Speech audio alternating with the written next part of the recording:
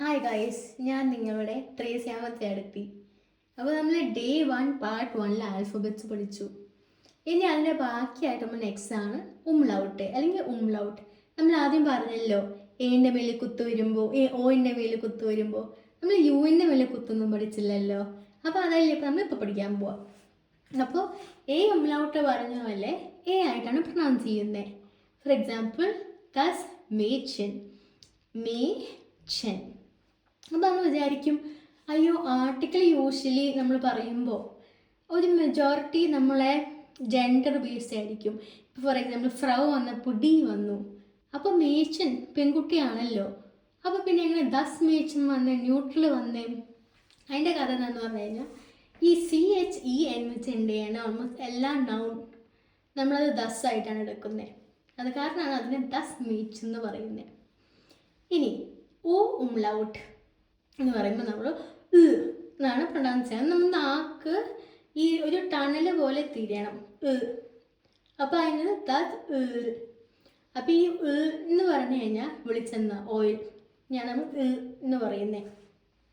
കേൾക്കാൻ രസമായിരിക്കും, പറയാൻ പാടായിരിക്കും, പക്ഷേ വിത്ത് പ്രാക്ടീസ് അത് നമുക്ക് ഇമ്പ്രൂവ് ചെയ്യാം. ഇനി ഉംലൗട്ട്, ഉംലൗട്ട് എന്ന് പറഞ്ഞാൽ ടി ചുവ, ടി ചുവ. അപ്പോൾ അതെന്ന് പറയുമ്പോൾ ഡോറിനാണ് ടൂർ എന്ന് പറയുന്നത്. അതും കേൾക്കുമ്പോൾ രസമായിരിക്കും, ചിരിയായിരിക്കും, പക്ഷേ പ്രാക്ടീസ് മേക്സ് എവറിത്തിങ് ബെറ്റർ അല്ലേ. ഇനി നെക്സ്റ്റ് നമ്മൾ പഠിക്കാൻ പോകുമ്പോൾ ഉംലൗട്ട് അല്ല, നമ്മുടെ ബീറ്റ അല്ലെങ്കിൽ സെറ്റ് എന്ന് പറയും. അപ്പോൾ അതെന്ന് പറഞ്ഞു കഴിഞ്ഞാൽ ഈ ഡബിൾ എസ് വരുമ്പോൾ നമ്മൾ ഷോർട്ട് ഫോം ആയിട്ട് നമ്മൾ ഈ ബീറ്റ പോലെ സംഭവം എഴുതിയിരിക്കും. പക്ഷേ നമ്മളിപ്പോൾ ചിന്തിക്കുക ഓക്കെ ഡബിൾ എസ് വന്നല്ലോ, അപ്പോൾ നമുക്ക് ബീറ്റ് എഴുതിയാൽ മതി എന്ന് ചിന്തിക്കുമ്പോൾ പാടില്ല. ബീറ്റ ആവുന്ന സ്ഥലത്ത് ബീറ്റ് തന്നെ എഴുതണം, ഡബിൾ എസ് വരുന്ന സമയത്ത് ഡബിൾ എസ് തന്നെ എഴുതണം. ഇനി ഇതിൽ വരാൻ പോണെന്താ, ഡർ ഫുസ്. അപ്പോൾ ഈ എസിന് ആയിരിക്കും ഫുസ്, ഫുസ് ബാൽ, നിങ്ങളുടെ ഫുട്ബോൾ ഫുസ് ബാൽ എന്നൊക്കെയാണ് പറയുന്നത്. ഇനി നെക്സ്റ്റ് ആണ് ഡീപ്പോട്ടെങ്കെ.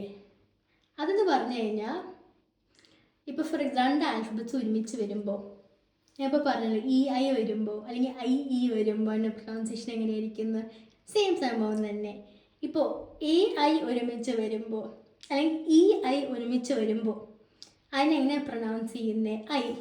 ബിക്കോസ് നമ്മൾ ഈ ഐ എന്നാണ് പ്രൊനൗൺസിയേഷൻ കൊടുക്കുന്നത്, ഐ.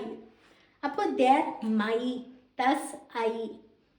അപ്പോൾ ദർ മൈ എന്ന് പറഞ്ഞു കഴിഞ്ഞാൽ ദ മേ, ദസ് അയ്യോ, മൊട്ടനെയാണ് അവർ ഐ എന്ന് പറയുന്നത്. ഇനി യു എന്ന് വന്നറിഞ്ഞാൽ അവർ ഔ എന്നാണ് പ്രൊനൗൺസ് ചെയ്യുന്നത്, ടി ഔഗ്. അപ്പോൾ ഔഗ് എന്ന് പറഞ്ഞു കഴിഞ്ഞാൽ കണ്ണ്, ദ ഐ. ഇനി ഈ യു അല്ലെങ്കിൽ ഉംലൗട്ട് യു അല്ലെങ്കിൽ ആ ഉംലൗട്ട് യു എന്ന് പറയുമ്പോൾ നമ്മളത് ഒയ് എന്നാണ് വായിക്കുന്നത്, ദസ് ഡോയിഷ് അല്ലെങ്കിൽ ദി ഓയിസർ. അപ്പം നിങ്ങൾ വിചാരിക്കും ഡോയിഷോ അതെന്താ സംഭവം? ഇപ്പോൾ നമ്മൾ പഠിച്ചുകൊണ്ടിരിക്കണതെന്ന് പറഞ്ഞു കഴിഞ്ഞാൽ ഡോയിഷാണ്, ജർമ്മനാണ്. നമ്മൾ ഇംഗ്ലീഷിലെ ജർമ്മൻ എന്ന് പറയുമ്പോഴും അവിടെ ജർമ്മൻ ഭാഷയിൽ ജർമ്മൻസ് പറയുന്നത് ഡോയിഷ് എന്നാണ്. ഓക്കെ, ഇനി അപ്പോൾ ഡോയിഷ് അത് അങ്ങനെ തന്നെ പറയാൻ നോക്കാം. ഓക്കെ, ബിക്കോസ് അതാണ് മെയിൻ വേർഡ്. ഇനി നെക്സ്റ്റ് എന്ന് പറഞ്ഞു കഴിഞ്ഞാൽ ദി ഹോയിസർ, ഹോയിസർ. അപ്പം നമ്മൾ ദസ് ഹൗസ് പഠിച്ചല്ലോ, എച്ചിൻ്റെ ദസ് ഹൗസ്, അതിൻ്റെ പ്ലൂറൽ ഫോമാണ് ഹോയിസർ. അപ്പോൾ ദി ഹോയിസർ. ഇനി നെക്സ്റ്റ് വരാൻ പോണ IE, നമ്മൾ പഠിച്ചല്ലോ അതെന്താ, ദസ് ബിയർ. സോ ഇതാണ് ആൽഫബറ്റ്സിൻ്റെ ബാക്കി. ഇനി നമ്മൾ പഠിക്കാൻ പോണത് നെക്സ്റ്റ് കുറച്ച് വേർഡ്സ്